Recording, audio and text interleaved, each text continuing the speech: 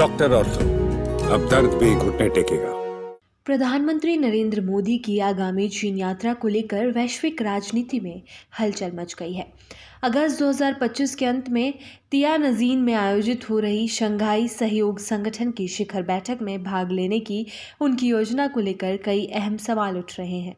ये यात्रा न केवल भारत चीन संबंधों में एक नए अध्याय की शुरुआत हो सकती है, बल्कि अमेरिका के साथ भारत के रणनीतिक समीकरणों में भी बदलाव का संकेत देती है।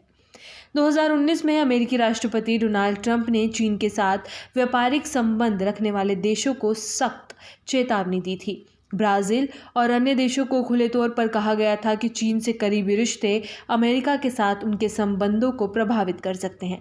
उसी साल भारत के साथ भी ट्रंप प्रशासन की तल्खी देखने को मिली, जब उन्होंने टैरिफ और व्यापार असंतुलन के मुद्दे पर भारत को घेरा। ऐसे में प्रधानमंत्री नरेंद्र मोदी की चीन यात्रा को केवल कूटनीतिक यात्रा नहीं माना जा सकता।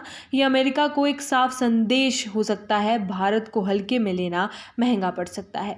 2020 में गलवान घाटी में भारत और चीन के सैनिकों के बीच हिंसक झड़प के बाद से दोनों देशों के रिश्ते काफ़ी तनावपूर्ण हो गए थे। मोदी सरकार ने चीन से दूरी बनाए रखी थी और सैन्य और राजनयिक स्तर पर संवाद सीमित कर दिया था। लेकिन हालिया घटनाक्रमों से संकेत मिलते हैं कि दोनों देश संबंध सुधारने के प्रयासों में जुटे हैं। अक्टूबर 2024 में डेपसोंग और डेमचोक क्षेत्रों में गश्त संबंधी समझौते और जनवरी 2025 में कैलाश मानसरोवर यात्रा की बहाली ने दोनों देशों के बीच विश्वास बहाली की दिशा में सकारात्मक कदम बढ़ाए हैं। जुलाई 2025 में आयोजित हुई एससीओ विदेश मंत्रियों की बैठक और अब प्रधानमंत्री मोदी की तियानजिन यात्रा भारत और चीन के बीच उच्च स्तरीय संवाद को नया आयाम देने जा रही है। भारत चीन व्यापार 2024 में $130 बिलियन तक पहुंच चुका है, जो दोनों देशों के बीच आर्थिक सहयोग की मजबूती को दर्शाता है। प्रत्यक्ष उड़ानों और पर्यटक वीज़ा की बहाली से लोगों के बीच संपर्क भी पुनर्स्थापित हुआ है। इन सब के बीच अमेरिका की स्थिति भी विचारणीय है। चीन के साथ अमेरिका का व्यापार, युद्ध और हिंद प्रशांत क्षेत्र में प्रभुत्व की लड़ाई किसी से छिपी नहीं है।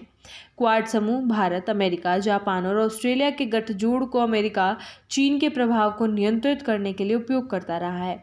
लेकिन अगर भारत एससीओ और ब्रिक्स जैसे मंचों में सक्रियता बढ़ाता है और चीन रूस के साथ समीकरण मजबूत करता है, तो इससे क्वाड की रणनीतिक शक्ति कमजोर हो सकती है। भारत लंबे समय से बहुपक्षीय मंचों पर संतुलित दृष्टिकोण अपनाता रहा है। वो ना तो पूरी तरह अमेरिका के पाले में गया है और ना ही चीन के साथ कोई स्थायी गुटबंदी की है। लेकिन मोदी की चीन यात्रा अमेरिका को स्पष्ट संदेश जरूर देती है कि भारत की विदेश नीति स्वतंत्र और संतुलनकारी है, विशेष रूप से ऐसे समय में जब ट्रंप के फिर से सक्रिय होने की चर्चा जोरों पर है और अमेरिका का आक्रामक विदेश नीति रुख एक बार फिर वैश्विक स्थिरता को चुनौती दे सकता है। चीन भी इस यात्रा को एक अवसर के रूप में देख रहा है। भारत के साथ सहयोग बढ़ाकर वो अमेरिका के दबाव को संतुलित करना चाहता है। चीन की महत्वाकांक्षा है कि वो वैश्विक नेतृत्व में अमेरिका को चुनौती दे सके और इसके लिए उसे क्षेत्रीय समर्थन की आवश्यकता है। भारत अगर सहयोग करता है तो ये चीन को अमेरिका के विरुद्ध मजबूत आधार प्रदान कर सकता है।